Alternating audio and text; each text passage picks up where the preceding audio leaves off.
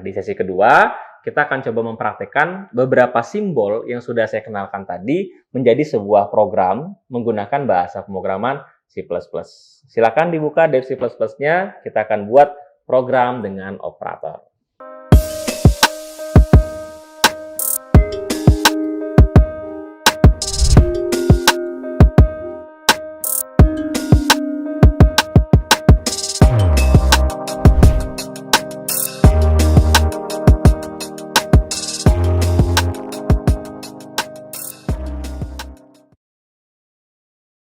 Selain operator aritmatik, ada juga operator dengan nama operator relasional. Nah, operator ini biasanya akan kita gunakan nanti pada saat membandingkan.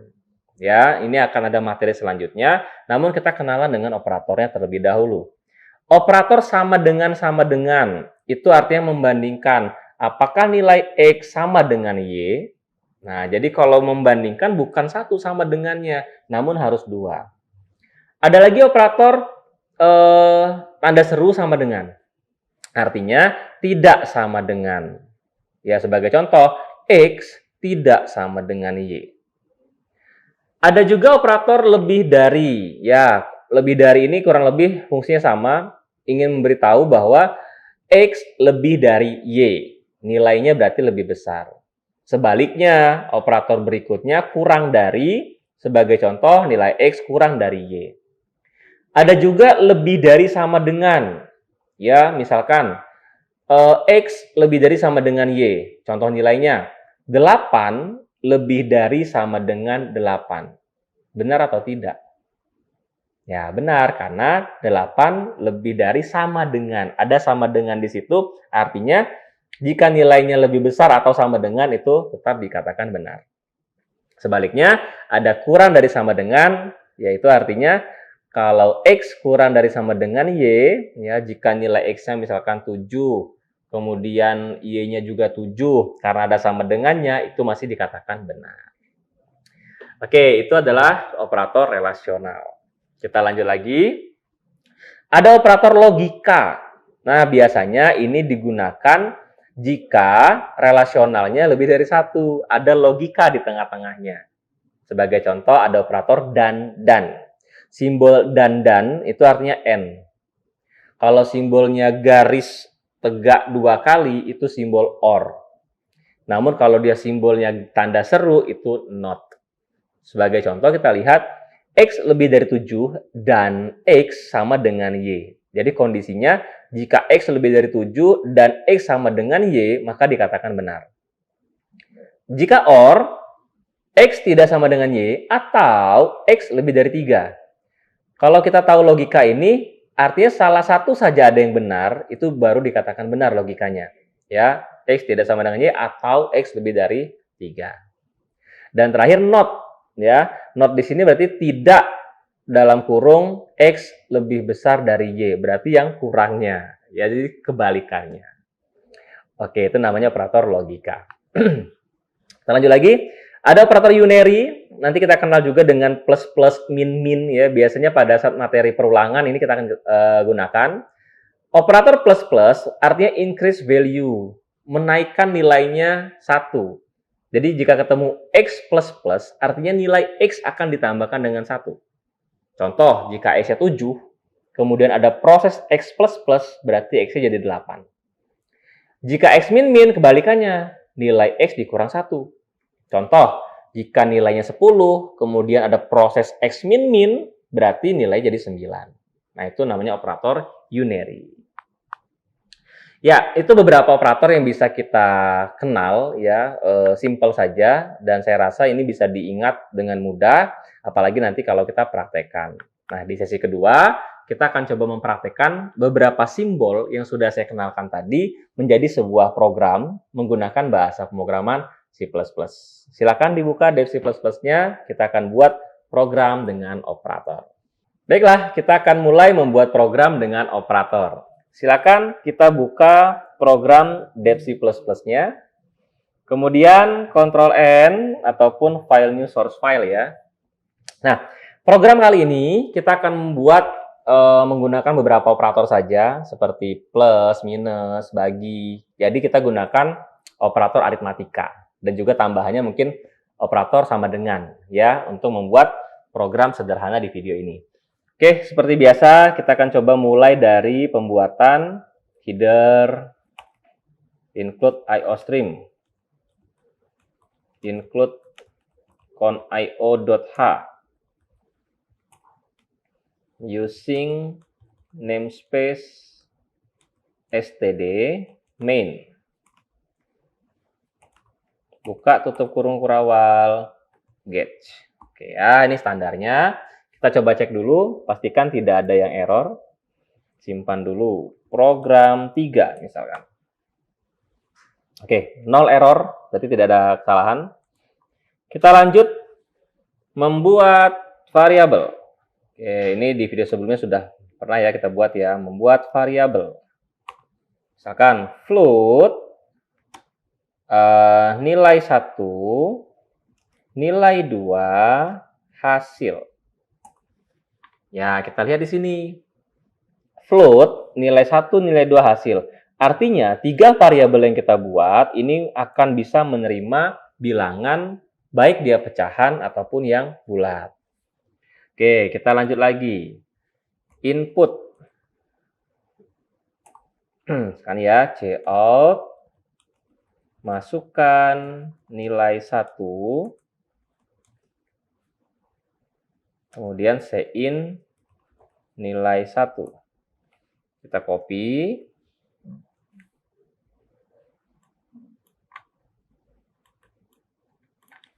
Masukkan nilai 2, sein nilai 2.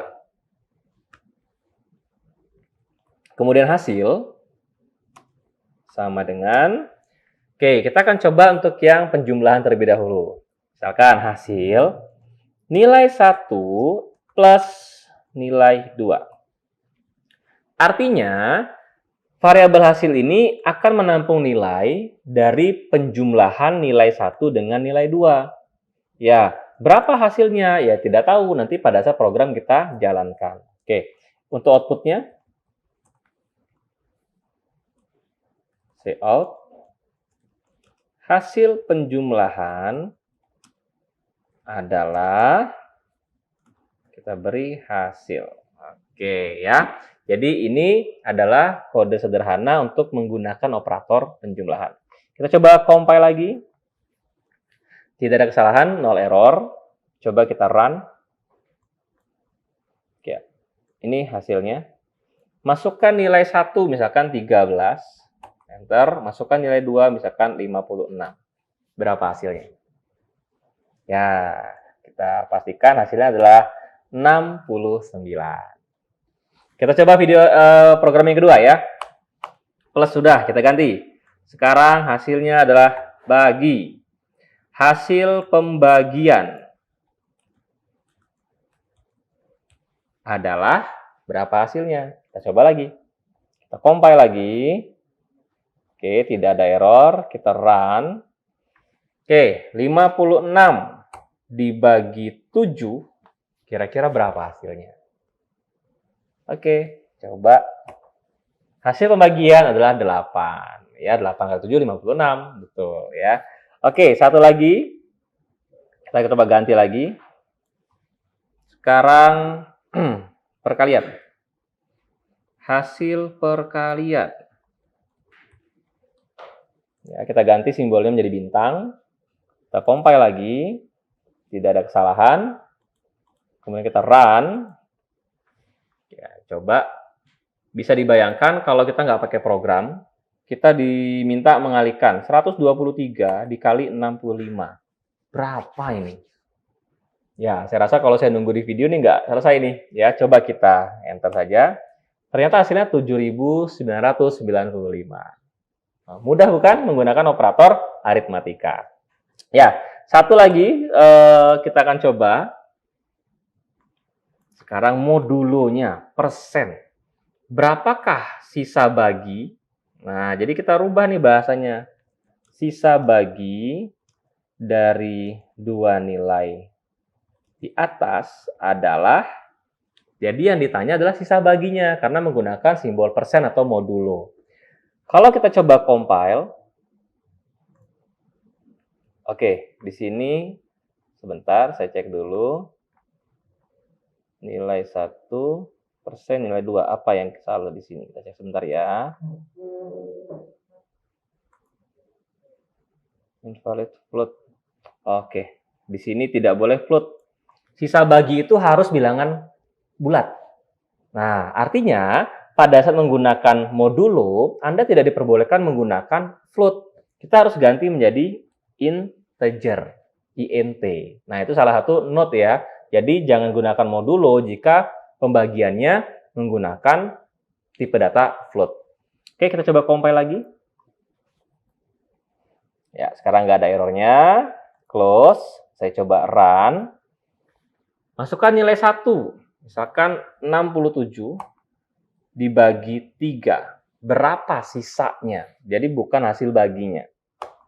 Sisa bagi dari dua nilai di atas adalah 1.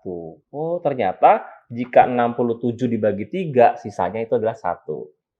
Pertanyaan terakhir, jika nilainya adalah sekian, masukkan nilai 1, 56, kemudian dibagi 7, berapa sisanya?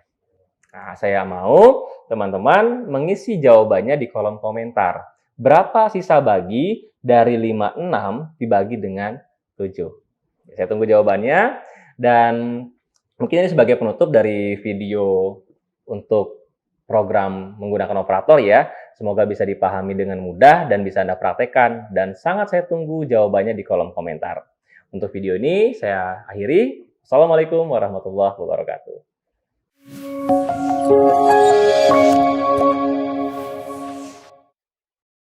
Selanjutnya, kita saksikan video Profil Universitas Teknokrat Indonesia.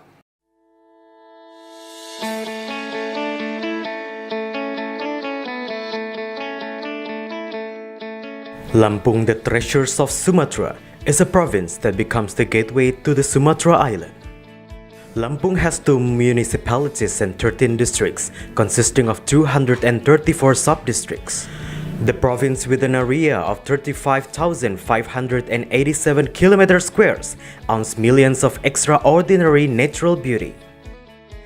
Education in Lampung province is also highly considered and colored by the existence of Universitas Teknokrat Indonesia.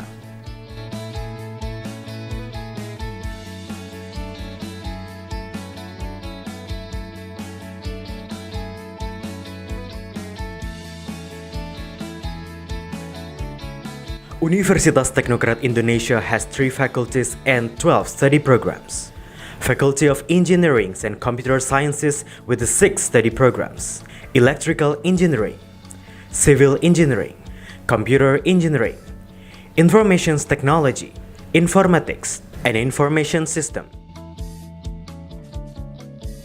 Faculty of Economics and Business with 2 study programs: Management and Accounting. Faculty of Arts and Educations with 4 study programs: English Literature, Mathematics Education, English Educations, and Physical Education. Universitas Teknokrat Indonesia believes that education is the key to the advancements of a nation. Universitas Teknokrat Indonesia commits to produce and develop future leaders through the education of quality characters. This receives a very good reception and trust from the community, which is marked by an increasing interest in students from year to year. The students and lecturers have lots of achievements and awards. Also, our quality is recognized by National Accreditation Board for Higher Education and many international collaborations. Universitas Teknokrat Indonesia also prepares the students to face the globalization era through the use of digital technology. Universitas Teknokrat Indonesia has a number of representative facilities provided to support the learning process, such as comfortable classroom, laboratories, information technology, and the internet. Our vision is to be an excellent university in Sumatra with international standard and able to play an active role in nation building through 3 pillars of higher education: comprising education, research, and community service. We have graduated outstanding students who can be accepted in state agencies and other large companies. At Universitas Teknokrat Indonesia, the students and lecturers are encouraged to create and innovate by creating products and services that benefit the community through research activities and community services. In an effort to achieve its visions and missions, the academics of Universitas Teknokrat Indonesia are guided by the organizational culture values of discipline, quality, creative, and innovative. To support the quality of learning processes, we have very complete and sophisticated facilities, including digital-based smart classroom, hotspot in campus area, sport facilities, auditorium, and students' hall. Come and be a part of us, the Campus of Champion, Universitas Teknokrat Indonesia.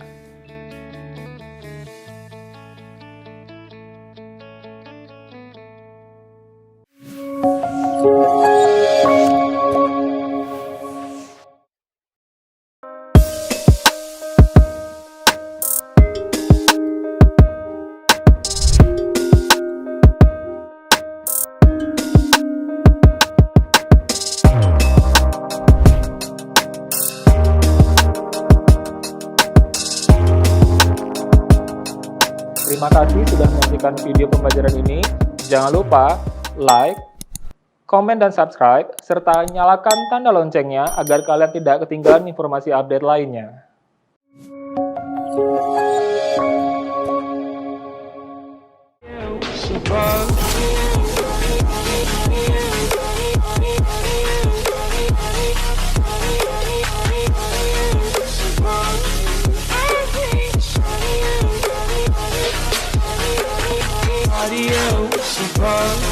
I hate body.